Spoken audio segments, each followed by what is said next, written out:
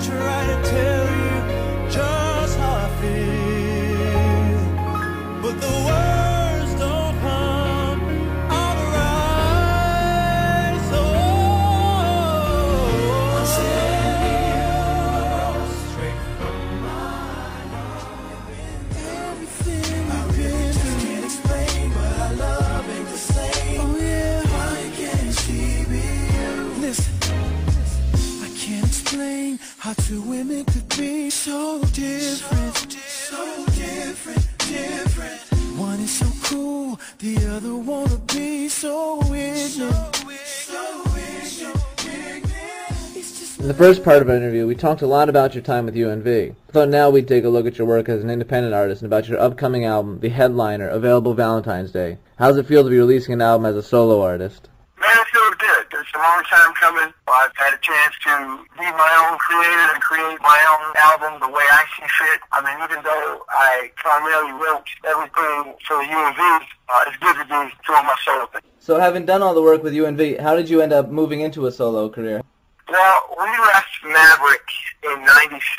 I was in the midst of already doing an independent label myself, working with a couple of different artists that I was already working with, a group called J.Poww, a couple of different rappers from the area. So I was already in the midst of wanting to get into the independent label thing myself, because realizing that independently I could probably make more money than I would with the group. So I started getting into that and entertaining the independent situation, and it became much more lucrative. The Maverick was going in a different direction with Alanis Morissette. We weren't a priority, so it was just time to do some different moves. You said you started an independent label and done work there. How does it differ being on an independent label versus being on a major label? Man, I'll say this, to be quite honest with you, I have made more money as an independent label than I ever did my 6 years at Maverick. For me, in that regard, the difference between making 75 cents a record and making $7 a record. It's a little more work with the independent grind, but I'm no stranger to work, and by the end of the day, the financial results is much more lucrative, so I have no complaints. Yeah, it sounds like a lot of it is just cutting out that middleman who's just taking money. That's it. With the way the internet is now and all the different possibilities to sell your product without having to include a middleman or a certain distribution channel or somebody in your pocket, there's minimal ways to make money selling your product independently now. Now, when you talk about using the internet, have you been using the internet a lot for marketing your stuff and promotion? I actually have. To be quite honest, people say you can't sell records on MySpace and hard to sell product, but I have actually been able to be very successful with selling product just from my MySpace page. And I just got everything registered for both the Headliner album and the U.N.V album at iTunes and CD Baby and all the different internet outlets that allow you to be able to sell product there. So I had a lot of success with the U.N.V It's just in a 4-month period I sold over 12,000 units of that record just from MySpace getting the J.Poww account. So it's been very interesting doing the promotion of my album, The Headliner, as well. So it's actually opened up a lot of different channels and allowed me to be able to meet and see a lot of people. Now, when I interviewed Joy Marshall from Jade, she said that a nice thing with the internet is it really empowers a lot of smaller artists to get their name out there and promote their stuff. So would you agree with that statement? I would agree, but the image of what you're presenting on the internet goes a long way. If you look local, you'll be treated local. And I think that a lot of times what people don't realize is, yes, the internet can be a great tool to be utilized to sell product as an independent and help you boost your promotion and just the awareness and exposure of the artist. But that page and everything has to look really major laborish. You have to spend a little money to make sure your page looks good, to make sure the links that are on your page are providing all the necessary avenues to get you the necessary exposure and to get people to the site so they can buy your product. I agree. I feel like it's really important to prove your legitimacy, and a lot of people overlook that. Moving back to your own effort, what can we expect from The Headliner?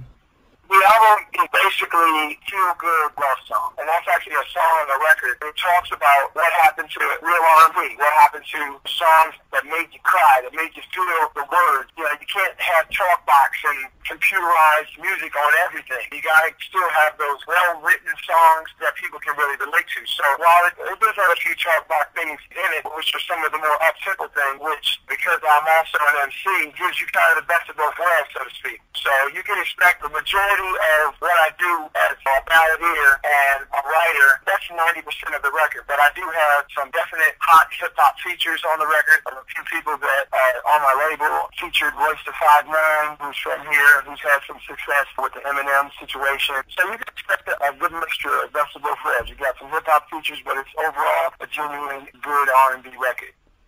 Looking at your new album, The Headliner, which comes out Valentine's Day, how did you compare your efforts to the past work you did with U.N.V?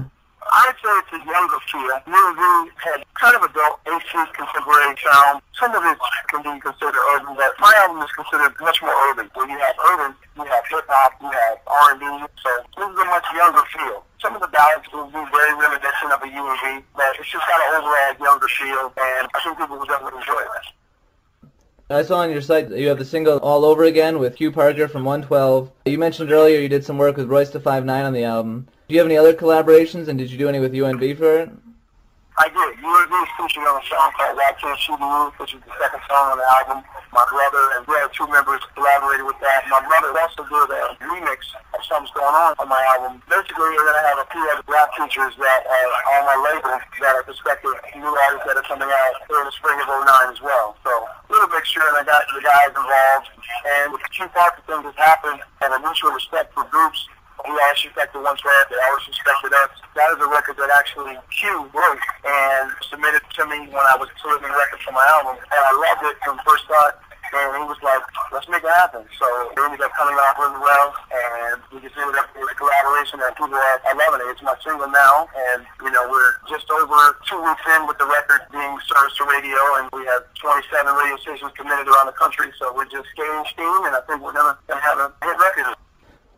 In the last few months, you've had an album with U.N.V come out, Timeless, your own solo album. Where do you see yourself going from here in the rest of 2009? I mean, like I said, U.N.V is still able to perform and do shows, so we'll see what happens. I mean, there could be very well a possibility that we get together and do a new record in '09 as U.N.V. Right now, I'm just concentrating on the Headliner album and concentrating on making that the biggest success I can do as an independent.